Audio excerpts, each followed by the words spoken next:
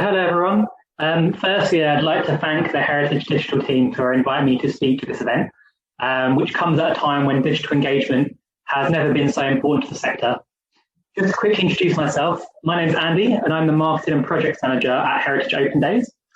So I graduated from the University of York with a master's degree in digital heritage back in 2014. And prior to my current role, I worked at the UNESCO World Heritage sites of Çatalhöyük in Turkey and Memphis in Egypt, managing various elements of the digital experience. So to open today's session, I've been asked to talk about my recent work leading the digital transformation of Heritage Open Days, which I hope will provide some useful inspiration and insights for your own work.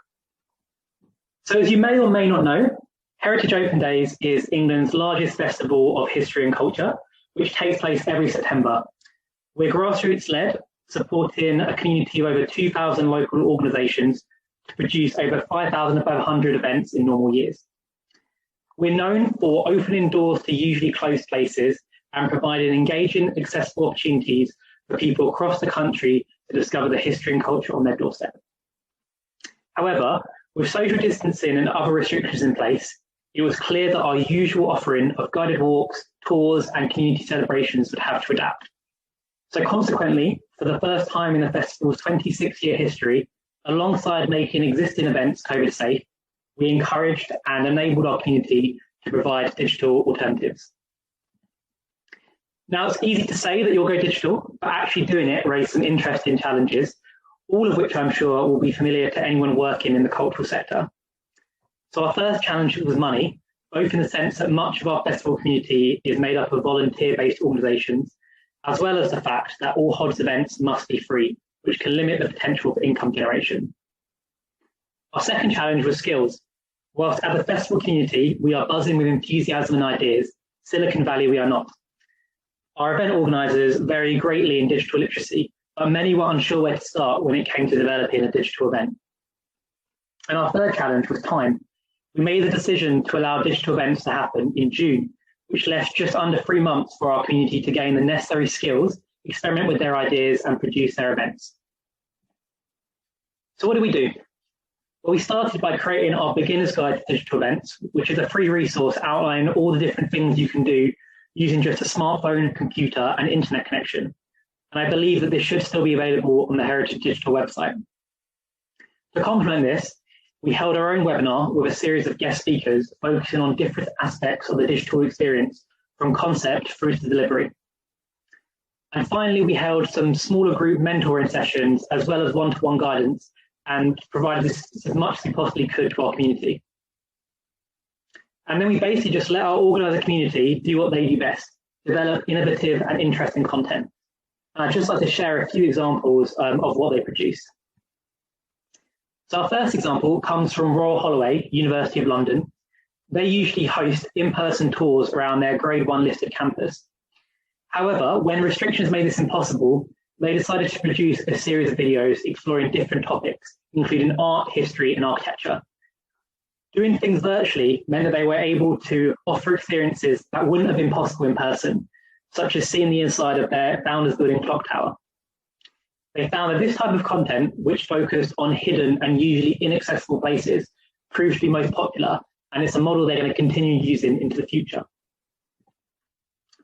Our second example comes from 575 Wandsworth Road, which is a small terrace house owned by a Kenyan-born British civil servant and poet.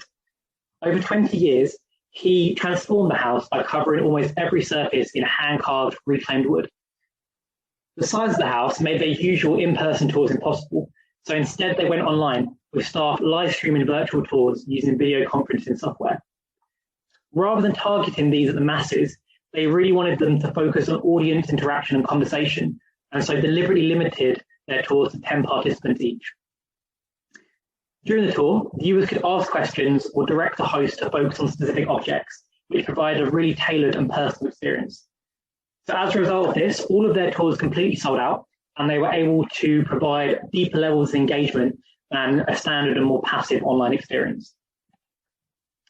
Our final example blends online and in-person experiences. So Sheffield Botanical Gardens made use of the free audio tour platform Easy.travel to create a 10-stop circular walking tour exploring the hidden nature within their site. So via the Easy.Travel app, visitors could either follow the tour on site using their smartphone or listening from home with photos helping online viewers to imagine their surroundings. The results of this blended experience was that the site was able to limit the need for face-to-face interactions and safely accommodate over 400 visitors during the festival. So these case studies are just a snapshot of the almost 700 digital events that took place during last year's festival.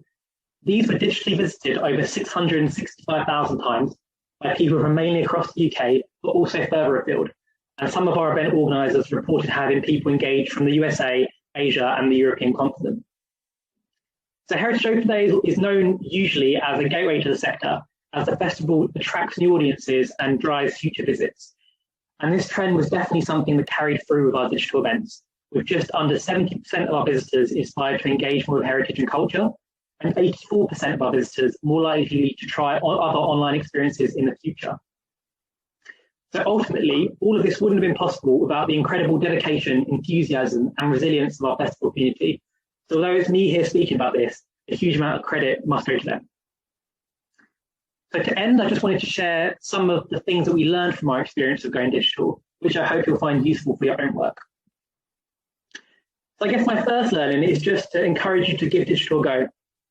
So 2/3 of our event organisers had never previously created a digital event, and 97% of these would now consider producing another digital event in the future. By jumping in the deep end, we've demonstrated that for a bit of trial and error, a shed load of enthusiasm, and using readily available technology, literally anyone can create engaging digital content. And if you are stuck or can't work out how to do something, remember that when there's a will, there's a YouTube tutorial. And by that, I mean that usually someone will have published a solution or guide to a problem online. So if you think that something's really complicated, don't give up immediately, have a look online, and I'm sure you'll be able to find a way to achieve what you want to do.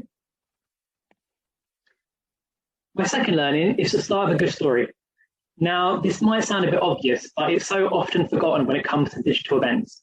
Speaking from experience, it can be really easy to become overexcited by the technology itself and allow that to lead your direction. However, try to imagine your digital event like an oil painting. It doesn't matter how expensive or complicated or ornate your picture frame is. If the painting itself is terrible, no one's going to buy it.